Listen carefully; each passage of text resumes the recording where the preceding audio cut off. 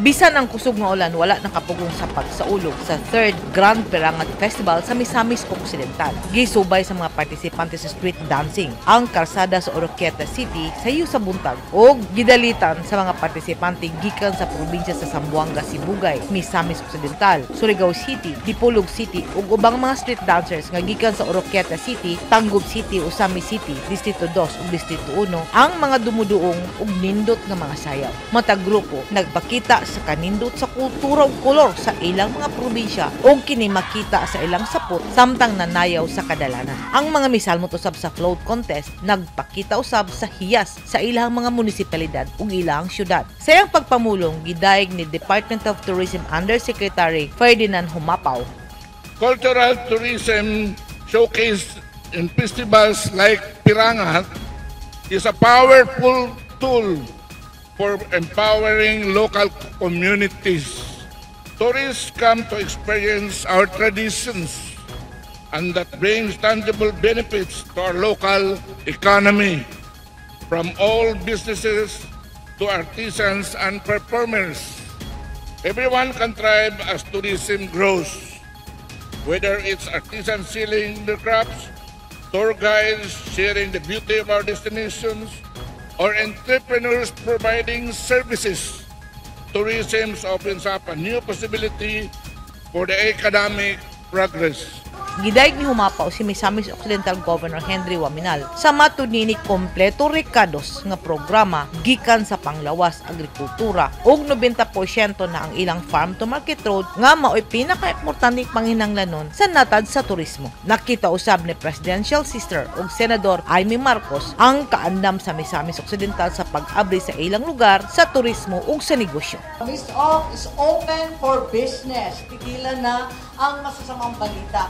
I think we need a very active promotions and marketing campaign in order to sell our province. Napakaganda ng Miss Oc. Kaya lang, ang tanging balita sa Maynila, puro kaguluhan. Kung sa bagay, hindi lang naman dito sa Usamis, sa Oroquieta, pati kahit Tanggob, ganyan din naman yata sa Davao. Sa Manila, akala nila yung Mindanao magulo. Hindi nila alam, mas maraming kawatan, hold-upper, akyat bahay sa Manila. Sa totoo lang.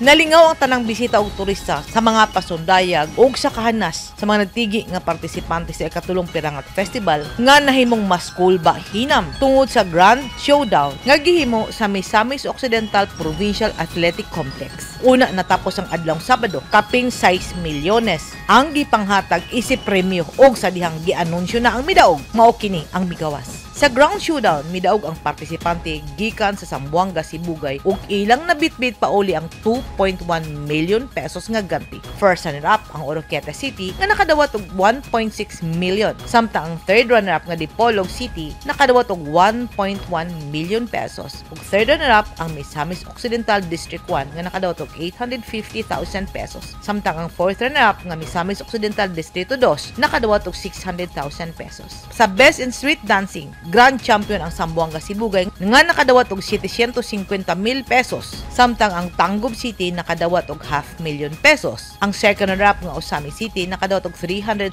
pesos. Ang third runner-up nga Dipolog City nakadawat og 200,000 pesos ug ang fourth runner-up nga Surigao City nakadawat og 100,000 pesos. Gipanghatagan usab og premyo ang Best Festival Director ug ang Grand Float na dawat sa Oroquieta City nga dunay ganti nga 400,000 pesos. Ug duna pa mga special awards. Giharo sa delegasyon gikan sa probinsya sa Zamboanga, Sibugay ang mga nagunang premyo sa kompetisyon ug nagsunod kanila ang partisipante sa Dipolog City nga gikan sa probinsya sa Zamboanga del Norte. Nahimong sadya ug malinaw ang selebrasyon buta nga gipasalamatan ni Governor Henry Waminal.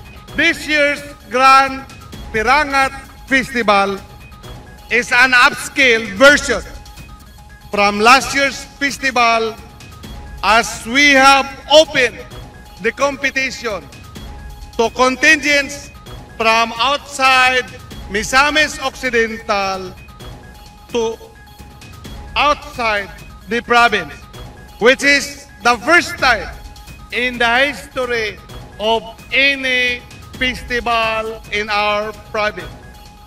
As we all know, the word Pirangat is a Sobanen term that embodies a progressive way of life.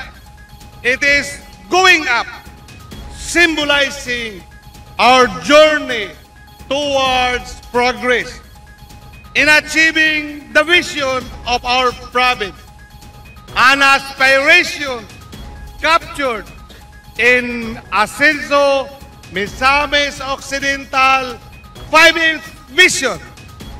Misamis nun, magpuyong, malinaw, malambon, o malipayon. Ang Pirangat Festival usa ka selebrasyon sa kaabunda sa naturales rekursos sa Misamis Occidental gikan sa isgutanang kasaysayan, turismo ug ilang gipasigarbo ang kultura sa tribong Subanon nga nailhan sa ilang kakugihan ug sa pag-amping sa kinaiyahan. Gipakita atol sa 3rd Pirangat Festival ang panaghiusa sa katawan dili lang sa probinsya sa Misamis Occidental apan ang katawan sa nagkadayang probinsya sa Mindanao miduyog usab ug napakita sa katawan nga ang kultura ug kasaysayan kanunay nagbug-os sa katawan aron maghiusa ug andam nga mobarog sa tanang hagit sa panahon kay mao kini ang diwa sa tinuod nga paghigugma isip mga Mindanawan. Edith Caduay, News 10 Philippines. Stay safe!